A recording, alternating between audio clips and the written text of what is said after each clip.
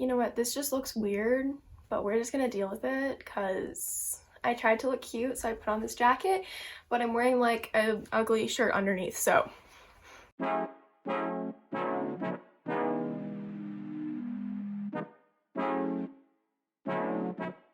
Hey guys, what is up? Welcome back to my channel.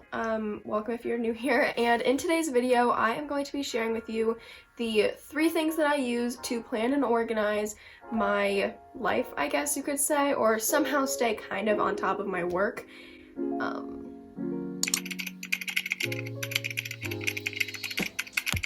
So the first thing that I'm going to share with you guys, I'm not going to talk about for too long because I know you guys have probably heard me rave about it before, and that is essentially this weekly planning pad. This one is specifically from All Things Lily Ann, but you can get these from a bunch of different places. You can get them from just like Target. Target dollar section often has them actually, so you can get them for pretty affordable too. So I definitely recommend trying out one of these. And I used to do my weekly, like exactly like this, a weekly spread in my bullet journal, which I'll talk about later. But recently I've just been gravitating more towards this. It's kind of like, hi, I know I look crazy right now, but what on earth was that? That was the most random, dramatic but I have ever heard. Like, why? But okay, anyways, back to the regularly scheduled programming.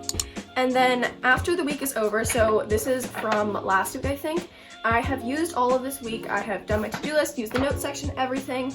On the back, I like to use it for just like jotting down my notes for the next week or for any important little school thing. So for example, I was doing a kind of like interview meeting last week. So after I finished using it, I flipped over to the back and was able to use this to write down the answers to any of the interview questions I was expecting to be asked. So that was really useful and a helpful way to use the back of this page, so I wasn't just immediately throwing it away. I was getting a little bit more use out of it. Let's dive a little bit more into the logistics of this. So essentially on Mondays I do not have like any classes for school, so I just do a straight up to-do list.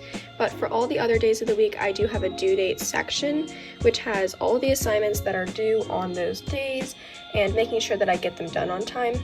Below that section, which is more like 75% of the box, I put a to-do list. I also like to put my activities on here, which as you can see in this week, for example, I put my activities in a different color just to make them stand out more. But in this week, I simply wrote them, you know, just with a pen. At the bottom, I essentially just, you know, write out my notes for next week as I talked about earlier. But yeah, that is basically the general setup and how I use this sheet. Obviously it will differ between sheet to sheet. Now on this notepad that I have, there is also a notes section here at the bottom, and you will often find a notes section on most weekly to-do list notepads that I have seen personally. For me, I will tell you how I utilize it, and that is simply to put down any notes for the next week. So just writing down things that you want to remind yourself of when you're planning the next week.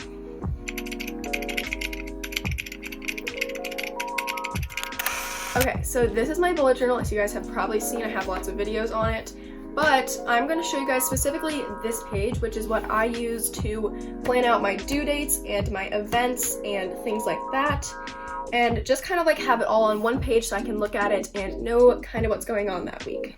I will put down if there's no school, if I have an event that day, what time is it at, a due date for school, and those are pretty much all the things that go onto this calendar. It's kind of just a central place where both my weekly to-do lists and what I'm going to show you later kind of come together and, you know, are in one spot so I can look at them and make sure that I know what's going on in my life.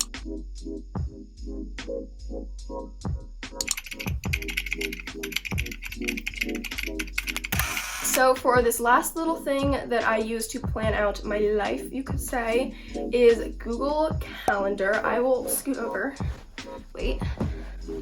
Okay, so I can pop up kind of like what my Google Calendar often looks like, I guess you could say. I'll pop up one from like last year or something. And essentially I like to use this for all of my events. I put everything in here. It reminds me of it on my Fitbit. It also pops up on my home screen, and I also have a widget for it. If you guys have iOS Apple phones, then you guys can add widgets for Google Calendar. It kind of shows you what you have for that day.